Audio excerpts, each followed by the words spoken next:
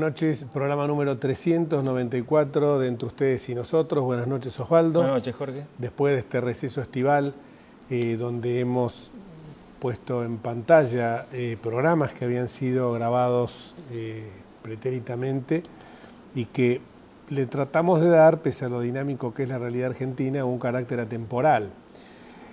Pero llega ahora también el turno de, como hacemos balances cuando termina el año, de hacer balances también cuando termina un mes.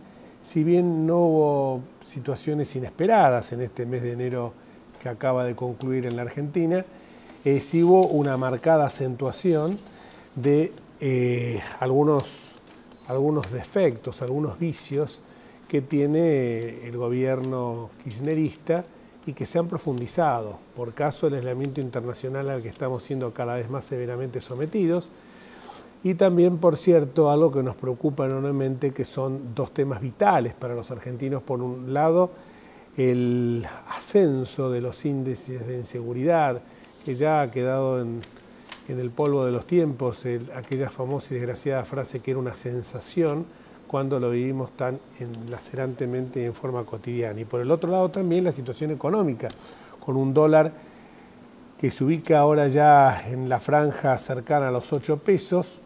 Y está bien, ustedes dirán, en el marco de las importaciones y las exportaciones, ¿esto parecería no influir? Sí, porque se trabaja con un dólar a 5 pesos aproximadamente, pero influye en las distintas operaciones que se hacen en algunos mercados muy sensibles y con un brutal efecto multiplicador en la economía, como es el mercado inmobiliario. Pero además también porque la gente, no es por un problema de estacionalidad como quiere hacernos creer el gobierno, sino porque la gente, ante la inseguridad jurídica, ante la posibilidad de ver frustrados, recordemos que el argentino, que todos los argentinos venimos fuertemente castigados con esta falta de credibilidad que no de ahora, sino de antaño, y por supuesto mucho más profundizada en el presente, venimos padeciendo. Entonces, aquella gente que se vio afectada por el corralito, por el corralón, por el 1 a 1, por la especificación asimétrica, busca el refugio en algo que de tiempo inmemorial en la Argentina viene siendo como un resguardo. Esto yo pues es que recuerdo una vez en el Colegio Nacional Buenos Aires, que ahora que estamos en el año del sesquicentenario del mismo, un profesor había dejado olvidado, en cuarto año, un profesor de Historia de América, había dejado olvidado una boleta donde había comprado $100, $100. Y en ese momento, muchachitos que teníamos 14, 15, 16 años, nos sentimos horrorizados por alguien que estaba comprando una moneda extranjera. Y cuando vino nos justificó que era para adquirir un remedio, porque también él se sentía mortificado porque parecía una blasfemia comprar una moneda extranjera. Claro, también en aquella época estaban los famosos libretas de la Caja de Ahorro, donde con una estampilla, y que se mantenía inclaudicable el peso, y uno, al contrario, se encontraba gratificado con los intereses que le iban dando. Pero ya había empezado en esa época la inflación. Ya había empezado, tímidamente, pero había empezado. Y hoy, claro, el argentino busca refugio en eso, como en otro momento pudo haber sido en el oro. Esto además es de más fácil comercialización. Y entonces es por esto, no porque seamos perversos y payos cuando alguien compra dólares, sino que trata de poner sus ahorros a resguardo de las inclemencias que pueden provocar los continuos avatares de la economía. Y por supuesto también además no tienen alternativas, porque ¿seguro? El inversor sofisticado, importante, tiene siempre disponible algún menú. El pequeño ahorrista, el que le sobran unos pesos a fin de mes, ¿qué hace? Las tasas de interés son negativas, valen, están en cifras muy inferiores a la inflación. Y encima es un riesgo siempre, después de lo que vos contaste en la Argentina, nadie tiene mucha confianza tampoco en los bancos, de manera que en vez de alentar a la gente a que deposite su dinero con tasas negativas, se aumenta más esa aversión del público por dejar el dinero en ese tipo de colocaciones, con lo cual no le queda mucha más alternativa que comprar alguna moneda más dura que el peso argentino, que se deprecia constantemente. Si a eso le sumamos que tenemos estadísticas tramposas como la del INDEC, que ha conllevado a que por primera vez en su historia el Fondo Monetario Internacional, el tan perverso Fondo Monetario Internacional como lo definen algunas autoridades del gobierno, pero que evidentemente es un foro mundial, que rige la economía de las principales potencias del mundo, por caso los países de la vieja Europa, por caso también los países emergentes del sudeste asiático y también, desde luego, los Estados Unidos. Y nos ha impuesto una de las sanciones más duras, esta moción de censura, que puede ser previa a la expulsión. Claro, como estamos tan aislados en el mundo y nos entregamos a ser lo más semejante a una república bolivariana y ahora con estrechas relaciones carnales, tan vituperadas cuando Menem era presidente, que por otra parte los Kirchner eran sus socios políticos, esto hay que decirlo con todas las letras, hoy nos hemos entregado a relaciones carnales con el régimen de Irán, con este acuerdo del cual vamos a hablar a lo largo de nuestro programa, es un acuerdo realmente que implica una cesión de la soberanía nacional, una burla al principio de independencia, de división de poderes y de independencia del Poder Judicial, sometiéndonos a una comisión de la verdad. ¿Qué significa esto? Que nunca se buscó la verdad. O sea que durante más de, fue el atentado en el año 94, el 18 de julio del 94, o sea que durante más de casi 20 años no se ha buscado la verdad, porque si aparece esta comisión parecería que todo por lo menos esa es la percepción que a que puede llegar una persona en cualquier ámbito internacional. Que recién en el año 2006, después de tantas investigaciones, 8 funcionarios justamente del gobierno iraní son los que están siendo buscados por Interpol, con lo cual Argentina ha claudicado frente a su victimario y esto es muy grave, sobre todo para un gobierno nacional y popular como se autodefine el de Cristina Fernández de Kirchner. Pero rápidamente 2 cositas más. Sigue la crisis energética, infinidad de veces hemos traído este programa al ingeniero La Peña, al doctor Daniel Montamat y a Lito Guadaña y tantos otros que forman una comisión de ex asesores, de ex secretarios de energía que han señalado esto que iba a ocurrir. Y no es porque tampoco nos quieran engrupir que es una sensación o que es un tema de estacionalidad, sino que es un tema de falta de previsibilidad, con ese tema tan meneado, de ese concepto tan horrible que para Kicillof, recientemente abucheado en una travesía que hacía desde el Uruguay, se ve que allá fue con plata, con dólares. ¿Los habrá comprado como lo compramos nosotros? Habría que preguntarle. Con la declaración de la FIP fue abucheado. Cuestión que nosotros repudiamos como lo hemos hecho siempre. Cuando hubo atentados, cuando hubo escraches, esa palabra tan fantasmagórica que incorporó a nuestro vocabulario, a nuestro léxico el kirchnerismo, hemos censurado tanto cuando son de un lado como del otro. Nos parece vituperable, sobre todo que en este caso máxime que había 2 niños de 2 y 4 años que no merecen de ninguna manera que hayan sido insultados por gente que quizás se puede tener con derecho a protestar, a disentir, pero los argentinos hace ya más de 30 años sellamos, o estamos próximos a cumplir los 30 años, que sellamos un pacto tácito de la Moncloa, diría yo, que es el pacto democrático. Los gobiernos y las expresiones se utilizan, mal que muchas veces al gobierno actual no le guste, a través del voto popular y por los representantes legítimos del pueblo. Y habría que distinguirlo de lo que le pasó a Vudú. Es distinto. En el mismo fin de semana. Vudú, fin de semana no, digo, el fin de semana. Con tantos feriados y los que vienen. Me pierdo. Vudú había ido a presidir los actos de conmemoración del bicentenario de la batalla de San Lorenzo, 3 de febrero de 1813. Dicho sea de paso, bastante modestos en relación a lo que se había originalmente pensado. No se le dio aparentemente una gran trascendencia. De hecho, que haya mandado a Vudú ya indica el poco aprecio por esa fecha que tiene la Presidenta de la Nación. Y al decir su discurso fue abucheado por algunas personas.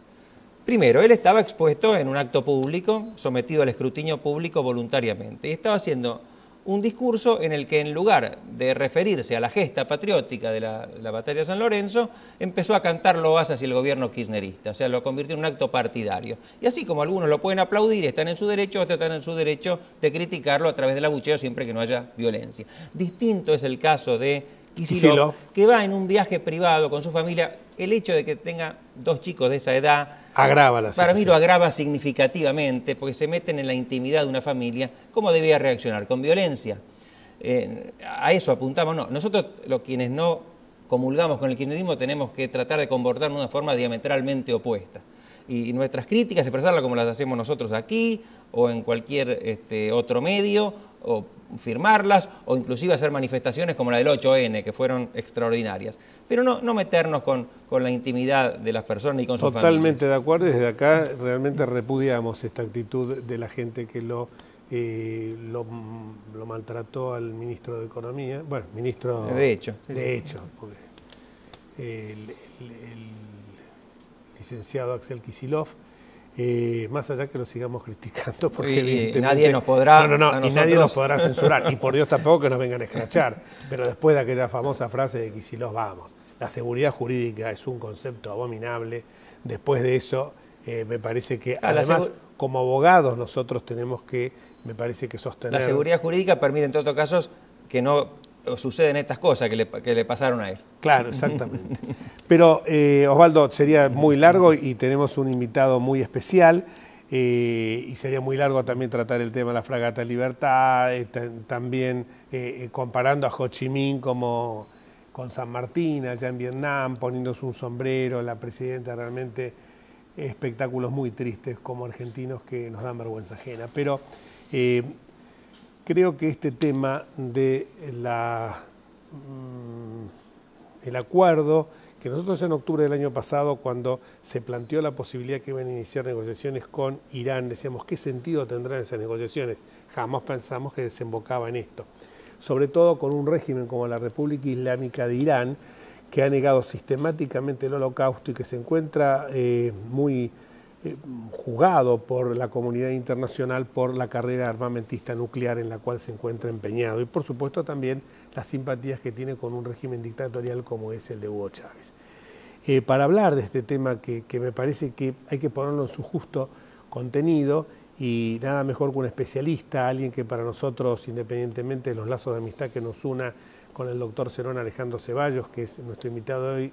Gracias, Zenón, por acompañarnos. Gracias por invitarme. Más allá de la amistad que uno tenga, no se puede dejar de, no se puede desconocer que es quizás uno de los más importantes penalistas que tiene hoy la República Argentina, sino quizás, y sin exageración, el penalista de más fuste que hoy es viviente en la Argentina. Muchas gracias, Zenón, por acompañarnos. Bueno, te agradezco mucho. A lo mejor no te puedo parificar con esos recuerdos estudiantiles, porque entre otras cosas creo que ya la estampilla de la caja de ahorro no se usaba cuando vos tenías 14 años. Sí, se usaba, yo señor. recuerdo Se haber usaba, tenido señor. 19 años, haber estado en París, donde vivía, y escuchar en uno de los aniversarios de la capitulación francesa ante Alemania, en la gare de Montparnasse, decir a André Malraux que hay muchas maneras de sufrir el dolor, pero una sola de sufrir la humillación. Se estaba refiriendo a una suerte de rendición cuasi incondicional, a una derrota moral de un país que se había entregado después del drôle de guerre prácticamente sin luchar. Y esto tiene, me parece, similitud con esta escenificación, este vórtice al que estamos entrando, del que solo se puede salir o con vergüenza, que sería lo más leve, por así decirlo, o con una profunda humillación. Yo no voy a abundar en cuestiones de geopolítica ni de política internacional, porque este caso no es de política internacional. Me voy a referir a cosas sumamente pedestres para enmarcar este proceso, este viraje, este giro copernicano del gobierno dentro de las características procesales que van a constituir para la Argentina un dogal del que le va a ser muy difícil soltarse. Por empezar, tenemos el estado actual de la causa. Como vos dijiste, ya hace años, desde el año 2006, existe una convención jurídica traducida por el juez natural federal que interviene en las actuaciones y receptada por los 2/3 partes de los miembros de la Interpol con sede en Lyon, que han decidido aplicar a los ciudadanos iraníes, luego de un debate muy profuso y un análisis muy serio la circular roja, que implica el mayor nivel, diríamos, de perseguibilidad internacional. Esa es una decisión que estuvo absolutamente acompañada desde lo político por las actitudes del gobierno. Todos recordamos al presidente Kirchner en las Naciones Unidas en compañía de los miembros de la AMIA reclamando a voz en cuello por la captura o entrega de los 8 iraníes prófugos. Y también recordamos la actitud enérgica y desagradada del kirchnerismo cuando hizo que el presidente Morales expulsara de su territorio a uno de los 8 prófugos que había entrado con un bill de indemnidad democrático. Son situaciones que marcan una tendencia, establecen el sentido de una verdad jurídica, no importa si era la verdad absoluta, era la verdad jurídica de un país en el ejercicio cabal de la competencia y de la jurisdicción, es decir, a través de un juez natural.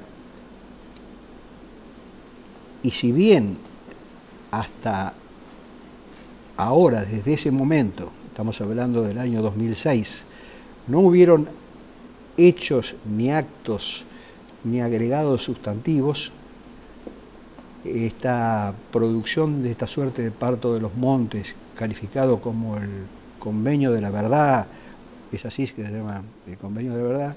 Sí, crea una comisión de la verdad. O la comisión de la verdad crea una cuestión realmente antológica desde el punto de vista de la literatura jurídica universal.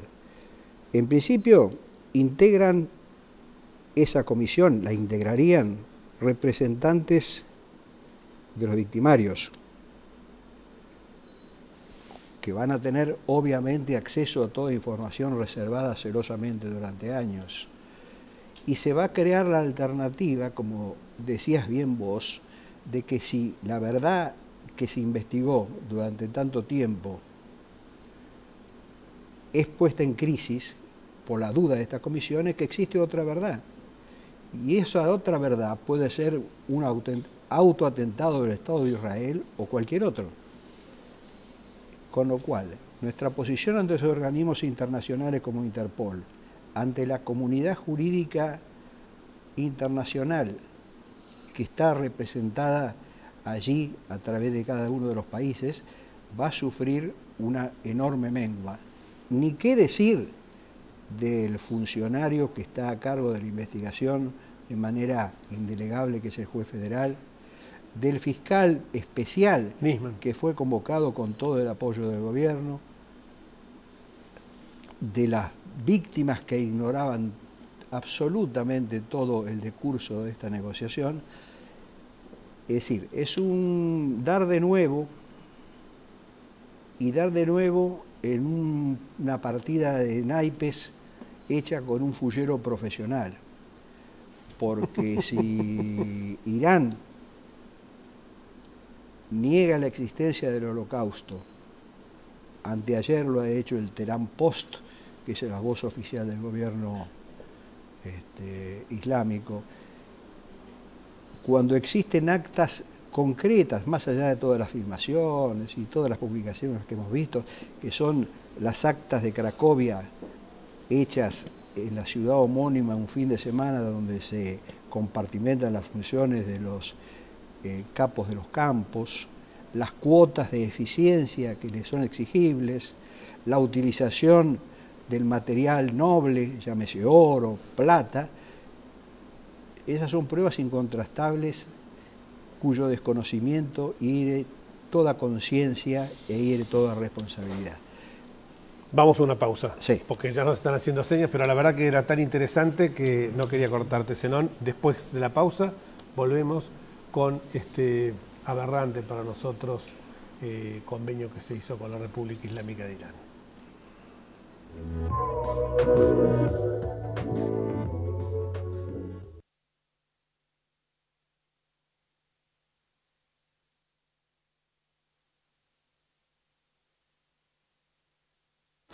Estudia con los que saben.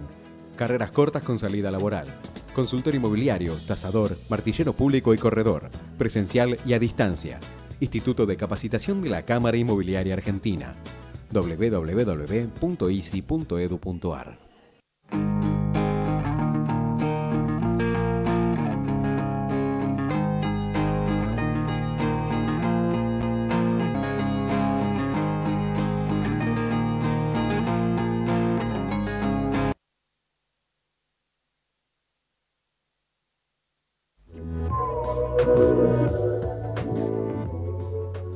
Continuamos, disculpen, pero la nueva ubicación de la mesa y del decorado obliga a que uno tenga que readaptarse. Recién estaba mirando una cámara y me criticaron que no era, acertadamente los cameramans, que no era la que correspondía que estuviera focalizada.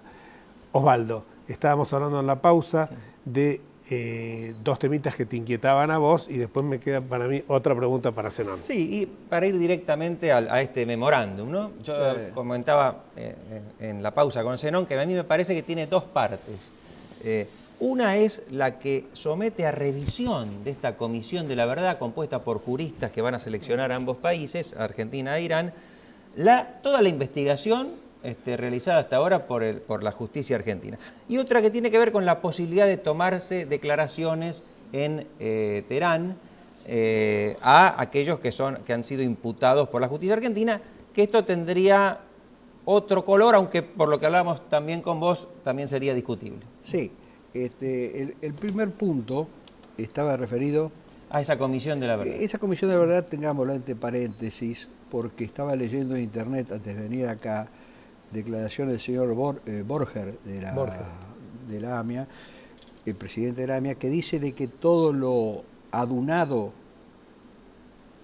al acta que escribió Timerman y que fue una exigencia posterior de la comunidad, está sujeto a la aprobación por parte de Irán de esas modificaciones. Por supuesto. Es decir, la aprobación del Código de Procedimiento Penal argentino y el carácter en el que va a declarar, si va a declarar indagatoria o es una declaración común. Perdóname, a propósito de eso, leí el otro día en algún diario importante que decía que el secretario legal y técnico de la Argentina estaba trabajando en el texto que se iba a remitir al Congreso con algunas modificaciones. No puede hacerlo, es un convenio entre partes y solo puede hacerse la modificación entre ambos países. Someter esto a una consideración, a un debate para hacer pequeños ajustes como se hizo en la AMIA, me parece una irresponsabilidad comunitaria mayúscula y de una audacia sin límite por parte del gobierno. ¿Está claro? Claro. Con respecto a la indagatoria con prórroga de la jurisdicción, ese es un tema muy debatido, muy conocido y asumido por la Corte Suprema de Antiguo. De hecho, nuestro estudio viaja con algunos de sus integrantes a Alemania en los próximos meses para tomar indagatoria en una causa bastante importante y eso no es un óbice fundamental. El tema es que cuando se vaya a prestar declaración indagatoria por la ley argentina, que es lo menos que puede esperarse, el imputado iraní va a tener que tomar conocimiento, tiene su derecho, a través de su abogado o de él mismo, de las pruebas que hay en la causa antes de declarar.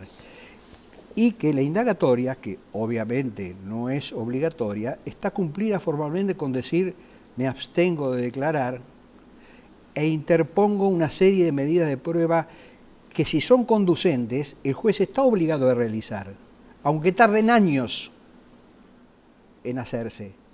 Y al mismo tiempo están las excepciones, porque ya se tiene personería, para excepcionar de prescripción, para excepcionar de falta de acción por manifiesta inexistencia de delito, etcétera, etcétera, etcétera. Son años durante los cuales Irán va a intentar prevalerse de esa condición de sometimiento a la jurisdicción que es absolutamente falsa. No va a haber un día de arresto preventivo para ningún iraní de tener que haberlo, porque no lo van a consentir. El único prófugo que va a quedar en esta causa va a ser el fiscal Nisman, como dijo Morales Solá, que es el único que tiene captura los funcionarios argentinos por parte de Irán. Ahora, Zenón, yo recuerdo que hace muchos años atrás el entonces presidente Néstor Kirchner pomposamente anunciaba que había 45 cassettes donde se mostraba la verdad revelada. Fue un papelón. Fue un papelón. Ahora, ¿qué es lo que gana el gobierno? Porque eso lo hicieron un poco para... Porque venían las elecciones, aparte, había algo electoral en el medio. Las hipótesis son muchas. Si vos me decís a mí las más valederas, yo creo que la presidenta tiene un deseo casi animal de constituirse en la líder de un grupo del ALCA, en defecto del señor Hugo Chávez, que tiene la necesidad para eso de ser un puente de entrada comercial de Irán en Latinoamérica. No te olvides que hemos decuplicado el comercio mundial con Irán, y al servicio de eso, al servicio de la fantasía, al servicio de la pasión, al servicio de la necedad, se puede poner cualquier tipo de armas. Ahora, desde el punto de vista comunitario, no lo digo yo, sino lo dice Gabriel Levinas, que es un escritor reconocido, ese asordinamiento de las posiciones, sobre todo por el lado de AIA, puede deberse a cuestiones de relaciones económicas de empresas con los gobiernos de turno. Sería muy grave, ¿no? Es grave, no lo digo yo, lo dice Gabriel Levinas, lo dice a voz en cuello mucha gente de la comunidad. Esto no es un tema menor, no es un tema de saca y pon, es una cuestión donde está la dignidad nacional en juego, está la credibilidad internacional en juego, está en juego la conciencia moral de la propia justicia argentina. Justicia argentina debilitada por cuando se somete sus decisiones a una comisión. Vos me preguntás, la Constitución lo dice, la Constitución prohíbe al presidente inmiscuirse en el conocimiento de causas judiciales. No le puede crear una vía tercera a la investigación que cree una equivocidad en lugar de la univocidad que existe hasta ahora. Era nuestra verdad argentina, que tiene que resolverse en un juicio. No pueden crearse otras verdades que hagan desconfiar de la única que hay después de tantos años. Muchísimas gracias, Zenón. Muy contundente, porque no solamente el análisis jurídico ha sido excelente, sino también la definición política. Y ahí me queda solo por agregar que no sea cuestión de que por espurios intereses económicos se esté mancillando la memoria de 85 muertos, se esté mancillando el dolor o traficando con el dolor de los amigos y de los parientes y seres queridos de aquellas víctimas. ¿Puedo hacer una breve alusión? Sí. Tengo una gran curiosidad para saber cómo va a votar este año en Naciones Unidas la Argentina en el seno de la Comisión Mundial de Energía Atómica. Siempre votó en contra de Irán. Bueno, muchísimas gracias, Zenón, y nos vamos hasta el próximo martes, si Dios quiere. Chao.